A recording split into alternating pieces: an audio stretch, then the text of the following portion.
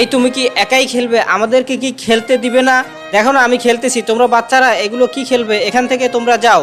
এই মিনি, তুমি এখান থেকে চলো, আমরা নিজেরাই এখন খেলনা বানাবো।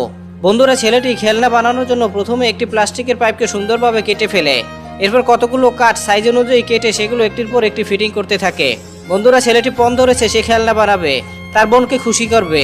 বন্ধুরা, সেজন্য সে অনেক কষ্ট করতেছে। আমি জানি তোমরা তোমার বোনকে অনেক ভালোবাসো। যারা তোমার বোনকে ভালোবাসো তারা এই ভিডিওতে লাইক এবং চ্যানেলটি এখনই সাবস্ক্রাইব করে দাও। এই তো খেলনা বানানো শেষ। এখন কতগুলো পুতুল সামনে রেখে ফুটবল দিয়ে পুতুলগুলো ফালানোর প্রতিযোগিতায় দুই ভাই বোন মেতে ওঠে। এরপর এই খেলায় অংশগ্রহণ করার জন্য সবাইকে ডাকতে থাকে।